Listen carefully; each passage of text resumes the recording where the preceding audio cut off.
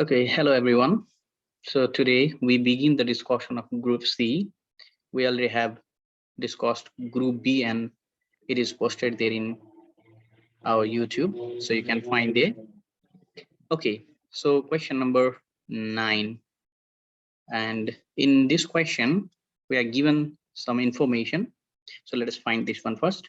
When two or more light waves overlap each other, the intensity of light waves is in accordance with phase. So this is the information given to us. So based on this information, we need to answer the questions given here. So first one is 9A. What is the relation of intensity and amplitude of the wave? Okay, अब यो 1 marks को लागि सोधेको हुनाले, so it is sufficient to write the intensity of light is directly proportional to the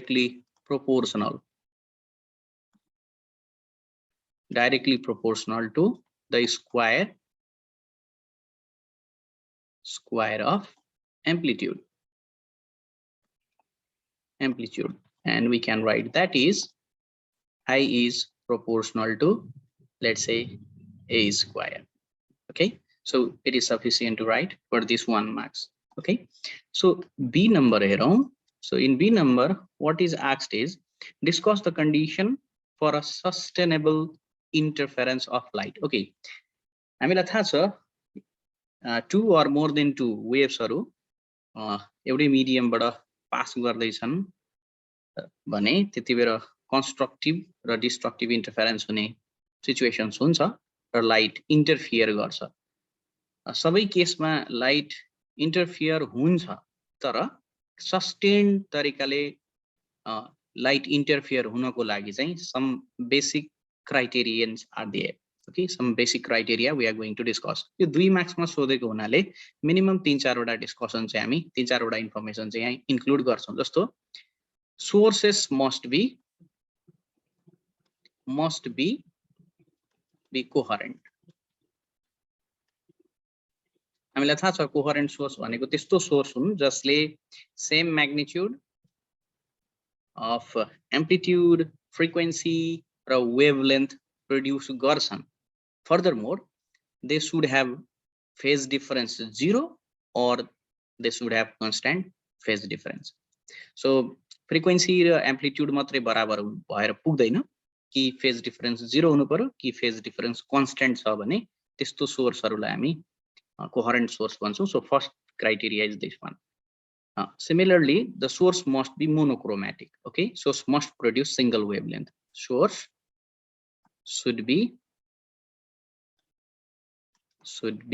monochromatic.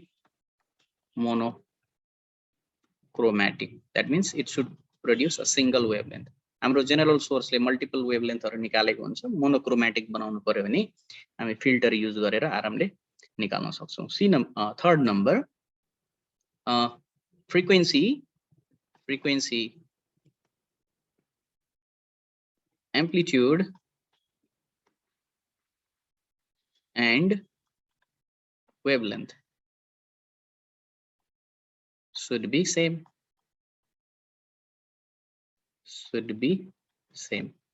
यो भयो भने better हो। Even we can focus here for amplitude, किनभने frequency र wavelength चाहिँ coherent भए पनि include भएको हुन्छ। Similarly, अर्को important चीज चाहिँ भनेको sources should be as closer distance. So sources, distance between sources, we write small d should be small. Okay, small d should be small. That is distance between coherent sources should be small. Okay, now let's look at question number C. Discuss the interference of light. Does the interference of light violate the law of conservation of energy? Okay, constructive interference हेर्ने हो भने त it's quite easy to understand कि conservation law follow गरेको जस्तो देखिन्छ, आरामसँग हामी बुझ्न सक्छौं। किनभने दुईटा interfering waves हरुले interfere गर्दा amplitude बढेर जान्छ constructive interference मा। म destructive interference को एउटा केस लिएर बुझाउन गइरहेको छु किनभने डिस्ट्रक्टिभ इन्टरफेरेन्सको केसमा कन्फ्युजन हुन सक्छ ओके सो मानौ यो एउटा वेभ हो यो अर्को वेभ छ मानौ यिनीहरुको फ्रिक्वेन्सी एम्प्लिट्युड सबै बराबर छ यो दुईटा कोहेरेन्ट सोर्सबाट निक्लेको वेभ्सहरु हो र let us find the resultant of this two okay so यो दुईटाको रिजल्टेन्ट हेर्ने हो भने चाहिँ रिजल्टेन्टमा इन्टेन्सिटी 0 देखिन्छ र यो इन्टेन्सिटी 0 देखिदा कन्फ्युजन हुन सक्छ कि लाइटले साच्चै conservation of law of conservation of energy follow गर्छ कि गर्दैन भनेर सो त्यसको लागि एउटा सिम्पल एक्जाम्पल हेरौं if we are considering this particle यो फर्स्ट वेभले यो पार्टिकललाई माथितिर डिस्प्लेस गराउन खोज्छ त्यतिबेरै यो लोअर वेभले यही पार्टिकललाई डाउनवर्ड डिस्प्लेसमेन्ट गराउन खोज्छ र यो डिस्प्लेसमेन्ट इक्विभ्यालेन्ट अपोजिट छ यहाँ एनर्जी युटिलाइज भएको छ यसले यसको एनर्जी यतातिर गएको छ यसले क्यारी गरेर ल्याएको एनर्जीले यतातिर डिस्प्लेस गराएको छ तर डिस्प्लेसमेन्ट अफ द पार्टिकलले नै दिने हो हामीलाई इन्टेन्सिटी के भयो त यहाँ इन्टेन्सिटी पार्टिकलको डिस्प्लेसमेन्ट 0 भएको हुनाले इन्टेन्सिटी यहाँ 0 आउँछ सो यहाँ law of conservation of energy fully obey भएको छ है फुल्ली ओबे भएको छ तर पार्टिकलको displacement net displacement okay better to say net displacement 0 भएको हुनाले रिजल्टेन्ट इन्टेन्सिटी आएको छैन but still it is following the law of conservation of energy. That's why what we can say in here is in interference of light 2 the law of conservation of energy is fully obeyed and this obeys the law of conservation by redistributing the energy.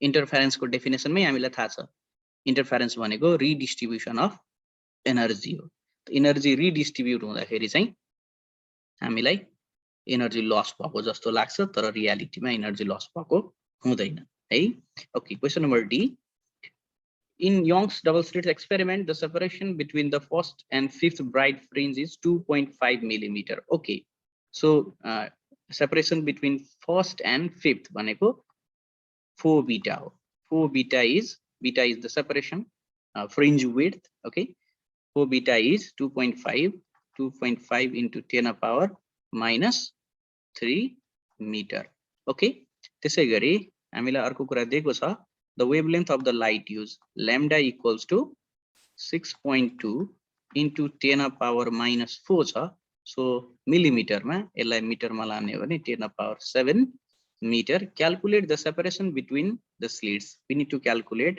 the distance between the slits and finally we are given that the distance between the source and slit is 80 centimeter that is 80 into 10 power minus 2 meter so हामीलाई थाहा छ fringe width beta भनेको lambda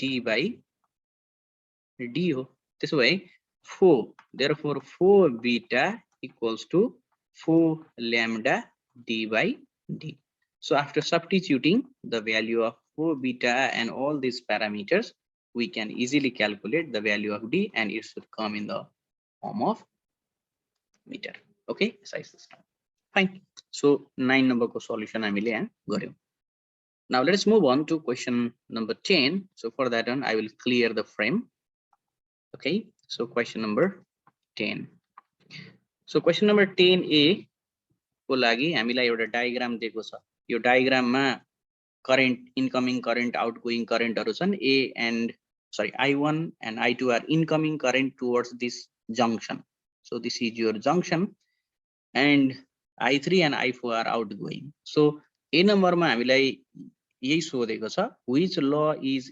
indicated in the diagram indicates Kirchhoff's current law so it's simply sufficient to write this indicates or this represents the Kirchhoff's current law state this principle अब यहाँनेरि हामीले mathematically यति चाहिँ लेख्न सक्छौं यसको लागि summation I equal to 0 so b को लागि चाहिँ we need to mention language according to Kirchhoff's current law the sum of the algebraic sum of the currents reaching at a point is equal to the algebraic sum of the current leaving the junction. Okay, algebraic sum of the current, incoming current towards the junction will be equal to algebraic sum of the current that is leaving the current, leaving the junction. यसैलाई हामी ल्याङ्ग्वेजमा लेखिदिन्छौँ. Okay, number C मा हेरौं. Applied this law to calculate unknown value of resistance. This question is a bit ambiguous. यो त्यति clearly defined question छैन. As per my knowledge, यो question कस्तो हुन्थ्यो होला भने, use these law to calculate unknown value of resistance हुँदाखेरि चाहिँ 3 marks को लागि युजफुल हुन्छ.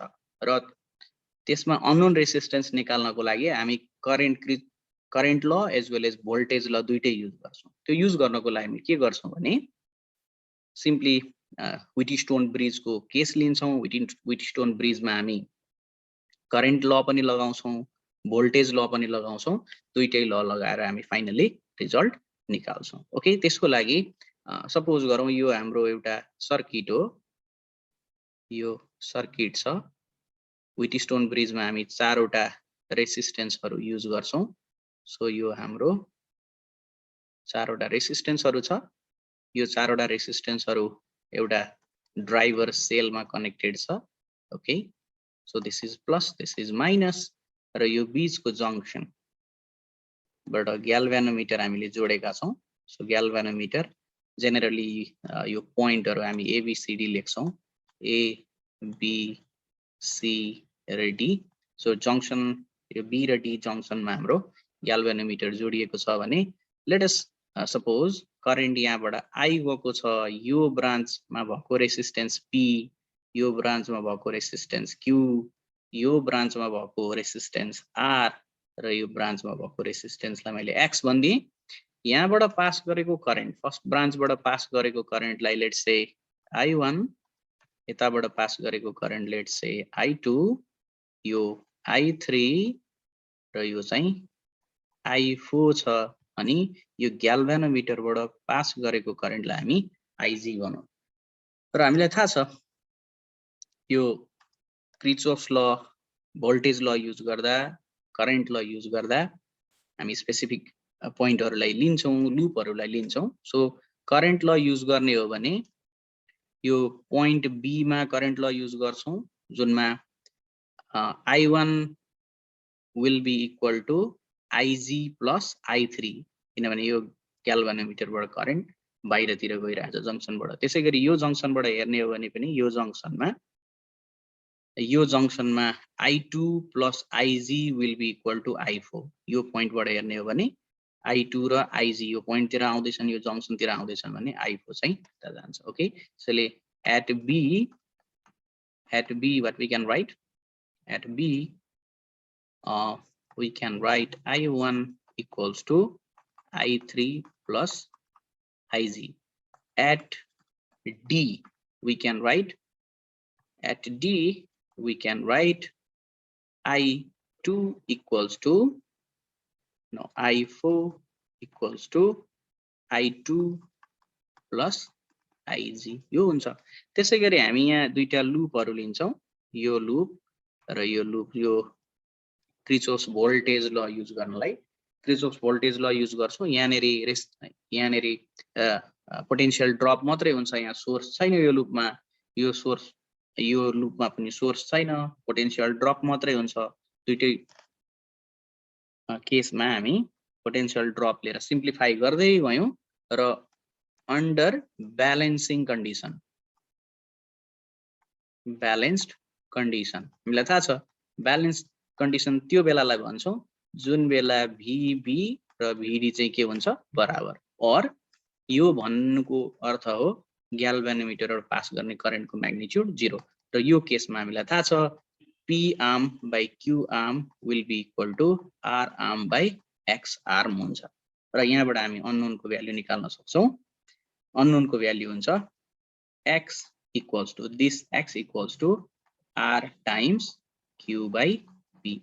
हो यो क्वेशन सोधेको हो जस्तो लाग्छ. यो question number C ma. Okay, so you have to do this Kirchhoff's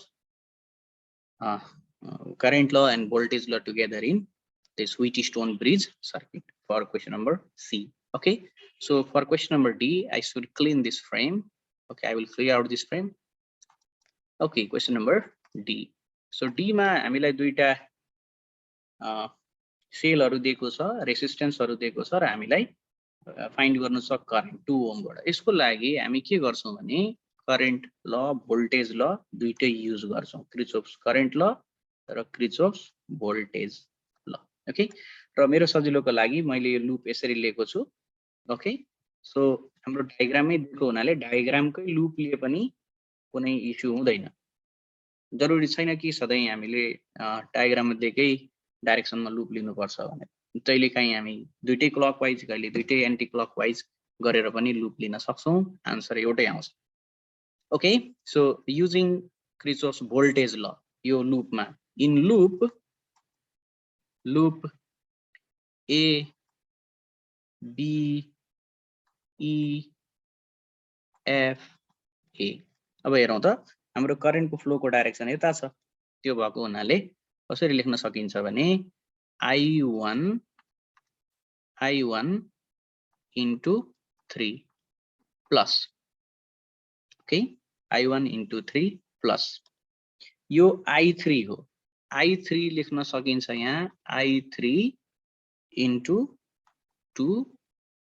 okay, अब यहाँबाट जाँदा यो करेन्ट यो ब्याट्रीको नेगेटिभ टर्मिनलतिरबाट पास गर्दैछ, त्यसैले म यसलाई माइनस लेख्छु। नेगेटिभ तिरबाट पास गर्छ भने minus will be equal to 0। But मलाई एउटा कुरा थाहा छ, एट जंक्सन बी के लेख्न पाइन्छ हेर्नुस् त, जंक्सन बी मा I1 र I2 आएर जोडिएर I3 बनेको छ।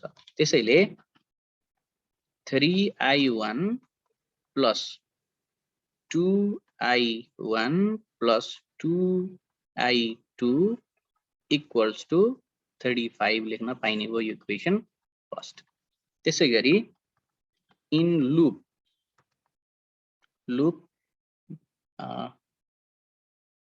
C B E D C के लेख्न पाइन्छ त I2 into 4, that is 4I2 plus we are moving in the same direction, so यहाँबाट पनि I3 छ, त्यहाँबाट पनि कति भयो I3 भनेको I1 plus I2 हो, त्यसैले 2I1 plus 2I2। अब यहाँबाट पनि यो करेन्ट मैले लिएको डाइरेक्सनबाट करेन्ट हेर्ने हो भने यो 40 भोल्टमा पनि करेन्ट चाहिँ नेगेटिभ तिरबाट छिर्दैछ, त्यसैले यहाँ म कति लेख्छु -40 इक्वल टु 0। सो यो 4I1 प्लस ओके, यसलाई सिम्प्लिफाई गरेर लेख्ने हो भने देयरफोर माथिको इक्वेसनबाट पनि 3 to 5I1। Okay, 5I1 plus 2I2 equal to 35। त्यसैगरी 4 to 6 2I1 plus 6I2 equals to 40। यो दुईटा इक्वेसनलाई हामी सल्भ गर्यौं भने साइमल्टेनियसली सल्भ गर्यो भने it comes I1 equals to -5, I2 also -5। यो माइनस किन आइराखेको छ भने हामीले लिएको करेन्टको डाइरेक्सन टप टु बटम छ, दुईटै केसमा टप टु बटम छ, तर रियालिटीमा करेन्ट कता फ्लो हुँदो रहेछ त ई देखि बी तिर। देयरफोर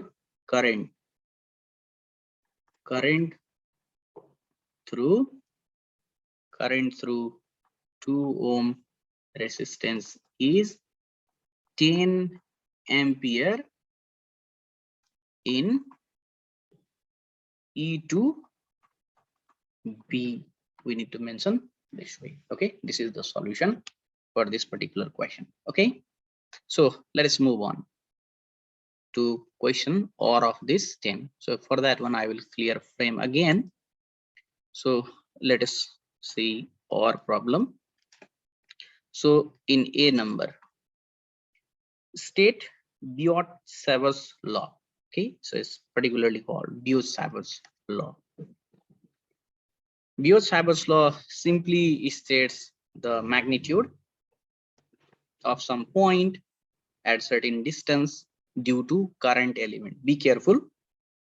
Biot-Savart law चाहिँ करेन्ट एलिमेंट को लागि मात्र युजफुल हुन्छ, पूरा होल कंडक्टर को लागि हामी युज गर्न सक्दैनौं। एकदमै इन्फाइनाइटिसिमली स्मल करेन्ट एलिमेंट छ भने त्यो करेन्ट एलिमेंटले कुनै पर्टिकुलर पोइन्टमा प्रोड्युस गर्ने म्याग्नेटिक फिल्ड को म्याग्निट्युड निकाल्न चाहिँ हामीले बियोट-सावर्त ल युज गर्छौं है। र बियोट-सावर्त ल अनुसार dB equals to ideal sine theta divided by r square हुन्छ यो म्याग्निट्युडमा इन म्याग्निट्युड। वेक्टर फर्ममा लेख्ने हो भने माथि r वेक्टर तल r क्यूब आउँछ, त्यसैले मैले यसलाई म्याग्निट्युडमा चाहिँ लेखेँ। Okay, it is sufficient to write in magnitude. Question number B, so derive the formula for magnetic field at a point on the axis of a current carrying coil। हामीसँग के छ भने एउटा करेन्ट क्यारिङ कोइल छ, यो कोइल को certain point axis को यो सर्टेन पोइन्टमा म्याग्नेटिक फिल्ड को भ्यालु निकाल्नु छ। ओके, यो डायग्राम मैले यहाँ रफ डायग्राम यहाँ बनाउँदै छु। ए रफ डायग्रामलाई म मेरो पीडीएफ ल्याएर बुझाउँछु। ओके, सो यो पोइन्टमा मलाई म्याग्नेटिक फिल्ड को भ्यालु निकाल्नु छ। लेट्स से यो पोइन्ट चाहिँ पी हो। Okay, for that one I just want to bring you in my PDF. Okay, so here is the PDF where I have done this mathematical calculation. Okay, and you have to do this mathematical calculation if it is asked for 3 marks.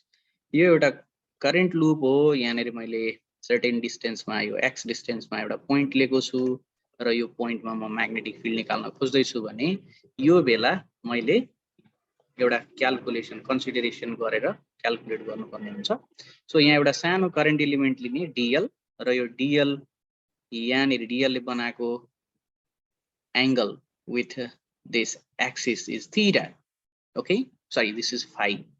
अब एउटा confusion धेरै जनालाई के हुन सक्छ भने यो एकदमै सानो करेन्ट एलिमेन्ट लिएको छ, यो करेन्ट एलिमेन्ट र यो रेडियस आर चाहिँ नर्मल हुन्छ है। यो 3D मा हामीले बुझ्ने हो भने एउटा सर्कल को माथि एउटा स्ट्रेट लाइन ड्रा गर्ने भने त्यो सर्कल को सानो करेन्ट सानो लेन्थ एलिमेन्टमा त्यो रेडियस जस्तो बाहिर जानेको लाइनले चाहिँ 90 डिग्री बनाउँछ। ओके, यो 3D मा बुझ्न सजिलो पर्छ, 2D मा चाहिँ अलि कन्फ्युजन हुन सक्छ। Let's say the A radius of this loop is a. यो साइमेट्रिक छ, साइमेट्रिक भएको हुनाले यो सी साइड र डी साइडमा दुईटै करेन्ट एलिमेन्ट लिएको छ। यिनीहरूले निकाल्ने म्याग्नेटिक फिल्ड को म्याग्निट्युड चाहिँ बराबर हुन्छ तर इक्वल एन्ड अपोजिट डाइरेक्सनमा। ओके, सो त्यसको लागि यो दुई साइडको लिएको छु र यसले क्यान्सल गर्ने पार्टहरुलाई हामी हटाउँछौं, क्यान्सल नगर्ने पार्टलाई सम अप गर्दै जान्छौं। ओके, सो यो डीएल एलिमेन्टले यहाँ निकाल्ने म्याग्नेटिक फिल्ड डीबी यो डाइरेक्सनमा छ। हामी फ्लेमिङ रूल और right hand screw rule, right hand रूलहरु युज गरेर म्याग्नेटिक फिल्ड को डाइरेक्सन निकाल्न सक्छौं। यो डीबी ले हाम्रो वर्टिकल लाइनबाट थीटा एंगल बनाएको छ और हाम्रो यो डीबी cos थीटा छ र डीबी sin थीटा यतापटि छ है। यो डीबी लाई मैले रिजल्भ गरे, यसको कम्पोनेन्टमा डीबी cos फाइ र डीबी sin फाइ। त्यसैगरी यो एलिमेन्टले पनि प्रोड्युस गरेको म्याग्नेटिक फिल्ड डीबी, यो पनि डीबी sin थीटा र डीबी cos थीटा मा ब्रेक गरे। यो dB cos theta equal and opposite छ। इक्वल एन्ड अपोजिट भएको हुनाले क्यान्सल आउट र मेरो नेट म्याग्नेटिक फिल्ड चाहिँ डीबी sin थीटा भयो। अब मलाई सजिलोको लागि 2 डीबी sin थीटा गरेर सिम्प्लिफाई गरे पनि हुन्छ और 2 डीबी sin थीटा गर्ने हो भने हाफ पार्ट कन्सिडर गर्ने, 0 देखि 2 पाई r सम्म, 0 देखि पाई r सम्म मात्रै जाने। और यो सिम्पली डीबी लाई मात्रै लिने हो भने you can simply take whole 2 pi r। ओके, 0 देखि 2 पाई r सम्म सिमेट्रिक भएको कारणले हामी त्यति गर्न सक्छौं। ओके, हाम्रो अघि नै डिस्कसनमा आइसकेको कुरा यो बियोट-सावर्त लले चाहिँ करेन्ट एलिमेन्टको लागि मात्रै काम गर्छ। त्यसैले यो सानो करेन्ट एलिमेन्ट लिएर हामीले स्टार्ट गर्यौं। यो करेन्ट एलिमेन्टले यहाँ प्रोड्युस गरेको म्याग्नेटिक फिल्डको value mu naught by 4 pi ideal sin theta by r square. Okay, अगाडि मैले कन्स्टेन्ट राखेको थिइनँ है, के राख्दा पनि हुन्थ्यो. ओके, अब यो dl छ, dl र r को बीचमा एंगल 90 डिग्री छ, त्यसैले sin theta will drop down to 1. So this will be mu naught idl by 4 pi r square. Okay, यति भयो. अब यसको सिम्प्लिफिकेसन सजिलो छ. C र D यिनीहरू सिमेट्रिक पोइन्टहरु छन्, इक्वल एन्ड अपोजिट हुन्छ, त्यसैले मैले पाइ r सम्म मात्र इन्टिग्रेट गरेको छु र मैले टोटल चाहिँ म्याग्निट्युड 2b sin phi लिएको छ. ओके, यता पनि db sin phi फेरि db sin phi दुईटा जोड्ने भने 2b sin phi. Okay, 2db sin phi. So 0 देखि पाइ रेडियस पाइ r सम्म हो. यसलाई सिम्प्लिफाई गरे phi को ठाउँमा a by r, यो डायग्रामबाट हामी निकाल्न सकिहाल्छौं. a by r phi equal to a by r हुन्छ. ओके, सो यो पनि सिम्प्लिफाई हामी गरेर निकाल्न सक्छौं. Finally we will arrive with mu naught a ia square by 2r cube जस्तो हुन्छ र यहाँ r को भ्यालु चाहिँ a square plus x square को पावर 1/2 हुन्छ. त्यो हामी पाइथागोरस थ्योरमबाट निकाल्न सक्छौं. यो सब्स्टिट्युट गर्ने हो भने it is gonna be mu naught ia square by 2 times a square x square को power 3/2. okay, n number of turns of coil छ भने we need to write this much. okay, अब हाम्रो क्वेशन नम्बर डी मा, sorry question number C मा last problem मा के सोधेको छ भने यही कोइलको सेन्टरमा म्याग्नेटिक फिल्ड चाहिँ कति हुन्छ भनेर सोधेको छ. यो स्पेशल केस हो. यो जेनरल केस हो एक्सिस को कुनै पोइन्ट भन्ने, यो सेन्टर भनेको चाहिँ स्पेशल केस हो. यदि यो x भन्ने डिस्टेन्सलाई मैले घटाउँदै घटाउँदै घटाउँदै 0 बनाए, x लाई 0 बनायो भने त म कहाँ आइपुग्छु, सेन्टरमा आइपुग्छु. That's why this is the special case. So if I choose x equal to 0, then I will reach the center. That's why the magnetic field at center is going to be how much? B equal to mu naught ia square by 2a cube. यो x को value 0 हुने बित्तिकै a square into 3/2 गर्ने भने a square cancel हुन्छ, cube हुन्छ, यो cube को पावर 2 र यो स्क्वायर क्यान्सल हुन्छ र finally we will come up with this mu naught I by 2a. ये single turn को लागि. If we have multiple turns, then b equals to mu naught n I by 2a. okay, this is what the solution for this magnetic field at a point on the axis due to current carrying coil. okay, okay, we already have discussed this question number b and even question number c. So question number C is the special case of question number B, and that is asked for only 1 max. Okay, so let us continue. Question number D. In this question number D, what is asked? Let's figure out.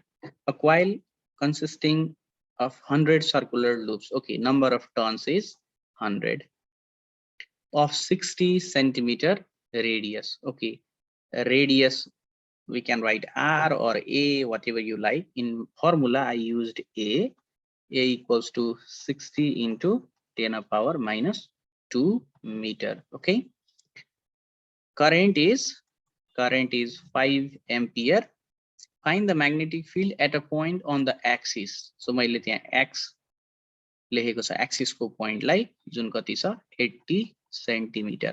okay, where mu naught equals to 4 pi into 10 of power minus 7 Henry per meter. This is already in SI system. So we need to calculate the magnetic field. So magnetic field हामीले भर्खरै निकालेको formula अनुसार कति हुन्छ त? हाम्रो formula छ mu naught n I a by NIA square divided by a square plus x square को power 3/2 and in here is 2. okay, so हामीलाई n को भ्यालु प्रोवाइडेड छ, a को भ्यालु प्रोवाइडेड छ, a को भ्यालु पनि provided छ र x को भ्यालु पनि प्रोवाइडेड छ. so if you substitute all the parameters, then finally you come up with the final answer, the magnetic field. the magnetic field को भ्यालु हामी SI युनिट मा Tesla ma express garchhau, this much Tesla will be. Okay, so this is the answer for this one. Okay, now let us move on to question number 11. In this problem, some information is given and some of the parameters are to be calculated. Okay, so for this one, let us read the question. Bohr combined the classical and quantum concept in this theory. State Bohr's postulate. Okay, we need to only state the Bohr's postulate, what he used to develop his mathematical expression. Okay, for that one, let's write 11a.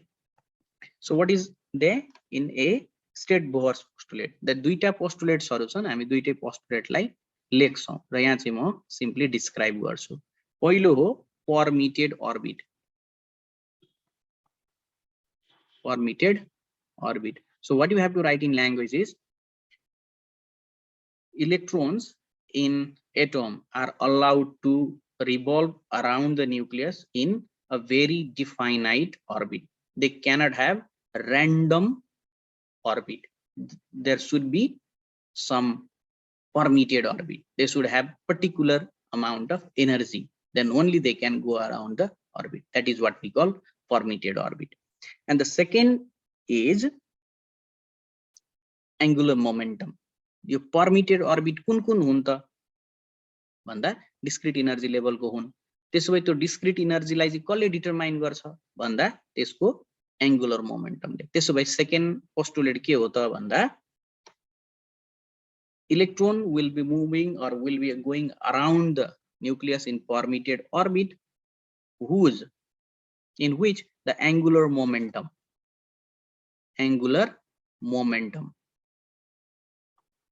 will be the integral multiple of h got h by 2 pi.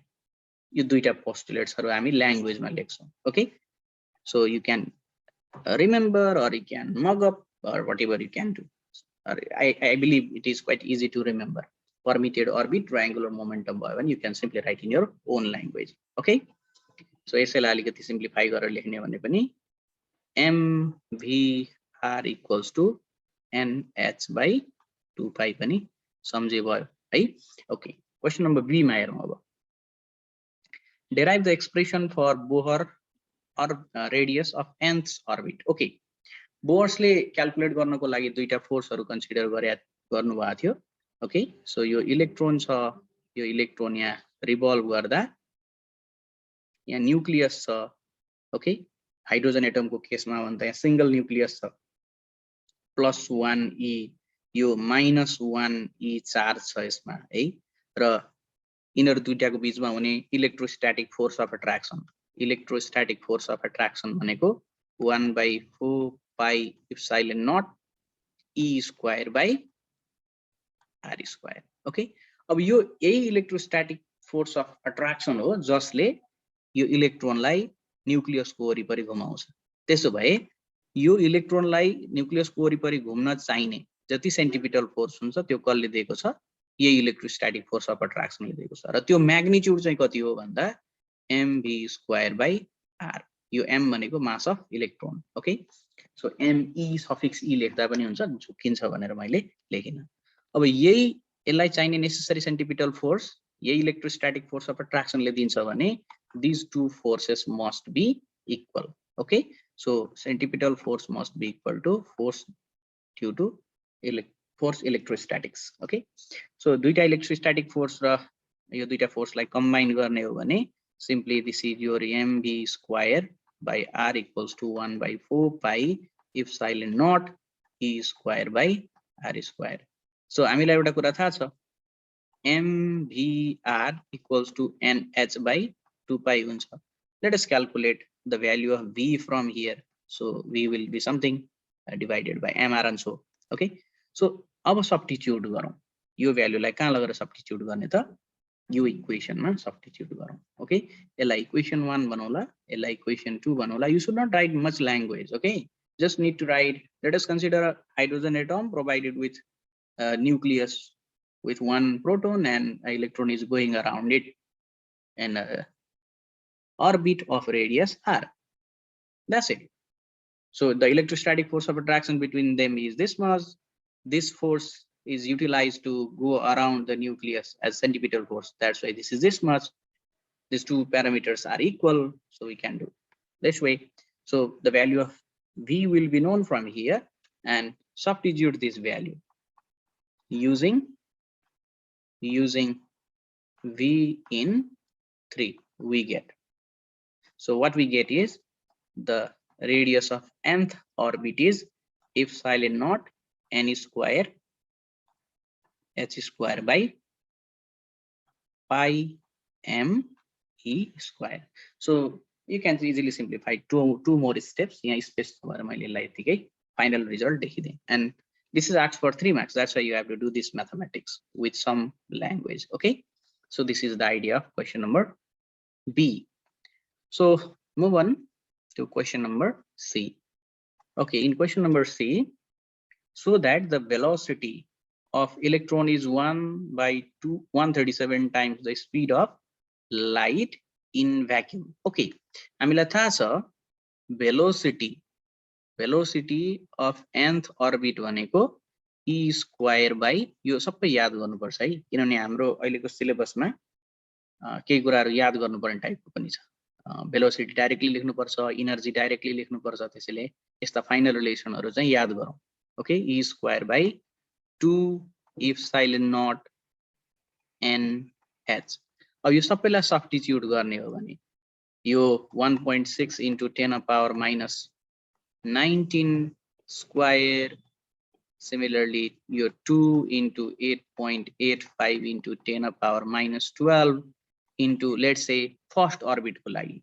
Okay, therefore v1 velocity 1. Okay, so 1 लेखौं यसलाई र h भनेको 6.6 into 10 to the power minus 34. If you simplify, then this would be, this all parameter would be, so you will get some value in here. Okay, you will get some value in here. So if you just divide it by velocity of light, then it would be equal to 137 into 3 into 10 to the power 8 meter per second. So velocity in first orbit equal to, therefore velocity in first orbit equal to 1/137 the velocity of light. So this is how we can calculate. Okay, so you have to do this much for this 2 marks. Okay, finally question number D. In this question number D, what you are going to do is write the expression of total energy of an electron in nth orbit of hydrogen atom. Okay, already मैले एउटा कुरा mention गरेको थिएँ, यो हाम्रो नयाँ मोडलमा केही कुराहरु एकदमै याद गर्नुपर्ने स्टेप्सहरु पनि सोधिन्छ 1 मार्क्स को लागि, र जुन इन्ट्रान्स प्रिपरेसन को लागि एकदमै इम्पोर्टेन्ट छ। ओके, इन्ट्रान्स प्रिपरेसन को लागि हामीले फाइनल रिजल्टहरु याद गर्यौं भने एमसीक्यू क्र्याक गर्न सजिलो हुन्छ है। त्यसैले energy of nth orbit is going to be equal to minus m e को power 4 divided by 8 epsilon naught square n square h square। यो माइनस किन आयो भन्ने कन्फ्युजन हुन सक्छ है। हामीलाई थाहा छ हाइड्रोजन एटमको केसमा एउटा प्रोटोन एउटा इलेक्ट्रोन त्यो दुईटाको बीचमा अट्र्याक्टिभ फोर्स हुन्छ, र जहिले पनि एनर्जी नेगेटिभ छ भने we have to understand it is attractive, र एनर्जी पोजिटिभ देखिन्छ भने it means repulsive. Okay, so हाम्रो केसमा इलेक्ट्रोस्टैटिक फोर्स अफ अट्र्याक्सन हो, अट्र्याक्टिभ फोर्स, त्यसैले यहाँ माइनस हुन्छ। म्याग्निट्युड निकाल्ने भने you can simply remove this minus. This minus gives the direction. Okay, this is attractive force. Okay, so this is the idea of this question number D. Now let us move on to question number R, and this R question is related to radioactivity. Okay, so let us move on to this R problem. So diagram दिएको छ एउटा, यो diagram को help बाट हामी केही आन्सरहरु गर्नुपर्छ। Okay, A number मा write down the algebraic equation that represents the quark। यो quark मा हेरौं त n0 बाट डिसइन्टिग्रेट हुन सुरु गरेर डिके हुँदै हुँदै हुँदै सानो हुँदै जाँदैछ यतापट्टि टाइम दिएको छ यतापट्टि नम्बर दिएको छ टाइम र नम्बरको रिलेसन यहाँ n0/2 पनि दिएको छ हाफ पनि दिएको छ यो सिधा सिधा डिके हुँदै गएको डिके हुँदै गएर बचेको नम्बरहरु राखेको नि इनिशियली टाइम 0 हुँदा सबै बचेको छ केही टाइम पछाडी आधी भएको छ फेरि केही टाइम पछाडी अर्कै के म्याग्निट्युड भएको छ यसको मतलब हाम्रो number of particle left to decay after time t हो र हामीलाई थाहा छ number of particle left to decay after time t is n equals to n0 e को power minus lambda t 1 marks question हो भने it is knowledge based question याद भएको कुराहरु हामी लेख्ने हो है यो इक्वेसन हामीलाई थाहा थियो हामी डाइरेक्टली यसलाई लेख्यौं यसमा धेरै इलाबोरेट गर्नु पर्दैन किनभने यो 1 मार्क्सको क्वेशन हो 1 मार्क्समा अन्डरस्ट्यान्डिङ पनि चाहिदैन एप्लिकेसन पनि चाहिदैन नलेजको कुरा लेखिदिने हो याद गरेर लेखे पनि भयो बुझेर लेखे पनि हो जसरी लेखे पनि है okay what does a point A represent A ले के रिप्रेजेन्ट गर्छ यो एप्लिकेसन अर अन्डरस्ट्यान्डिङ को क्वेशन हो यहाँ हेरौं त यो ए पोइन्ट यो भनेको टाइम एक्सिसमा छ टाइम एक्सिसमा ए पोइन्ट हुँदा यो नम्बर एक्सिसमा नम्बर कति भएको छ exactly half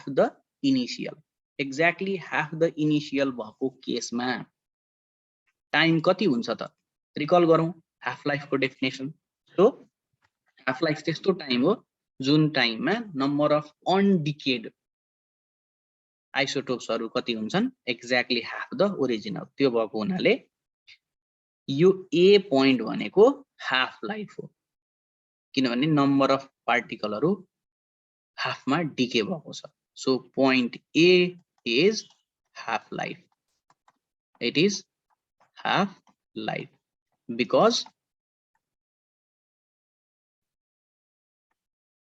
because the number of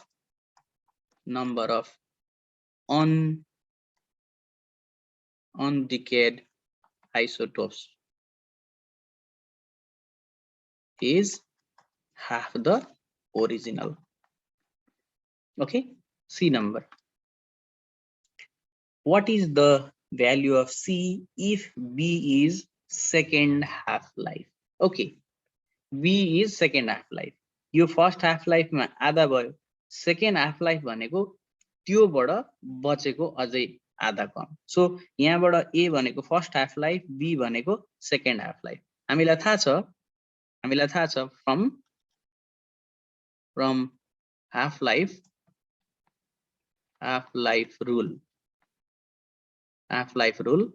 n by n not equals to 1/2 को power number of half lives okay अब यो यतापट्टि बचेको एटमहरु डिके हुन बचेको एटमहरुलाई रिप्रेजेन्ट गर्दैछ त्यो भनेको यो के हो n नट हो ओके n हो टोटल नम्बर n हो अब यहाँ नेरी n कति दिएको छ 2 number of half life second half life means number of half life is 2 therefore n by n not equals to 1/2 को power 2 this implies that number of atoms is 1/4 the n naught. Therefore, C number मा के लेख्ने?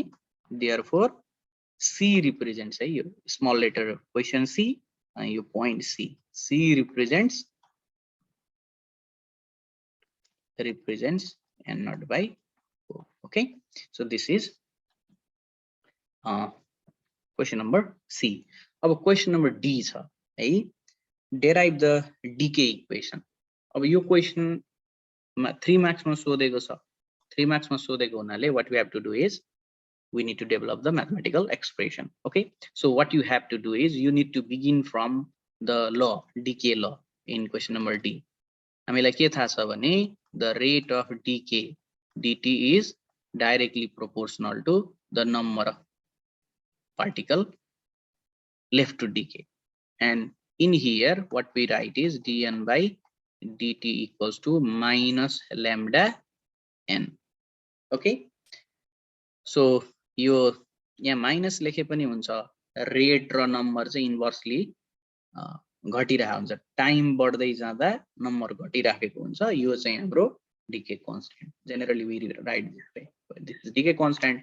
You just need to separate the variable and you need to integrate. I did not did I did not do this calculation from here. You can do yourself because time is being so longer for this video. Okay, so I just skipped this. Question number E. Define mean life and decay constant. Okay, mean life भनेको चाहिँ कस्तो हो भने हामीसँग this is what sometime we call average life. So 1 by lambda हुन्छ यसको value. यसलाई कसरी बुझ्ने भने डेफिनेसन त आरामले लेख्न सकिन्छ. The reciprocal of decay constant. अनि डिके कन्स्ट्यान्ट भनेको त्यस्तो म्याग्निट्युड हो, त्यस्तो टाइम हो, त्यस्तो टाइमको रेसिप्रोकल हो. Decay constant is the reciprocal of such time in which the number of undecayed atom drops to 37% of the original. यो डेफिनेसन नि यही हो है. त्यस्तो टाइमको रेसिप्रोकल. मानौ यो पहिले बुझाउँछु. मानौ ल यहाँनेरि 100 वटा एटम्सहरु थिए, तिनीहरु 37 वटामा पुग्यो र यसको लागि मानौ लेट्स से 10 सेकेन्ड्स लाग्यो भने यो ल्याम्डा भनेको चाहिँ 1/10 सेकेन्ड्स हो है. यसरी हामी बुझ्नुपर्छ. 37% मा आउनको लागि ओरिजिनलबाट 37% मा आउन जति टाइम लाग्छ त्यो टाइमको रेसिप्रोकललाई हामी के भन्छौं? Decay constant. ओके. र एभरेज टाइम भनेको चाहिँ हामीसँग यहाँ केही एटम्सहरु थिए, ती सबै एटमहरु इन्डिभिजुअली डिके हुँदै गएर सकिसकेपछि इन्डिभिजुअल डिके भएर कति टाइम लाग्यो त तिनीहरुलाई डिके हुन? सबै इन्डिभिजुअल एटमको लाइफ निकाल्ने र नम्बर अफ एटम्सले डिभाइड गरिदिने हो भने यो एभरेज लाइफ आउँछ. ओके. र क्लास 12 मा हाम्रो म्याथमेटिकली यसलाई क्याल्कुलेट गर्नुपर्ने छैन, जस्टिफाई गर्नुपर्ने छैन. Just we simply use this one. र एभरेज लाइफ रिलेटिभली लङ्गर हुन्छ किनभने हामीलाई थाहा छ टी हाफ लाइफ चाहिँ सर्टर हुन्छ. 0.693 बाई ल्याम्डा हुन्छ है. सो यही दुईटा प्यारामिटरलाई कम्पेयर गर्ने भने यहाँ 1 छ, यहाँ 0.693 छ. दुईटालाई कम्पेयर गर्ने हो भने झन्डै झन्डै एभरेज लाइफ चाहिँ 44% longer than half life जस्तो हुन्छ. यो एमसीक्यू को लागि एकदम इम्पोर्टेन्ट क्वेशन. ओके. अनि 44% जस्तो 42, 43% or 44% जति longer. Okay, so I completed the discussion of this HISSAN 2079 problem. Okay, I believe you get the proper way to write the answers. कसरी लेख्ने, आन्सर कति लेख्नु पर्ने हो, कन्फ्युजन धेरै भएको हुनाले मैले यो भिडियो प्रिपेयर गरेको छु. र नेक्स्ट डिस्कसन म अर्को कुनै कलेजको या बोर्डको क्वेशन पेपरको सोलुसन लिएर आउनेछु. Till then, thank you all.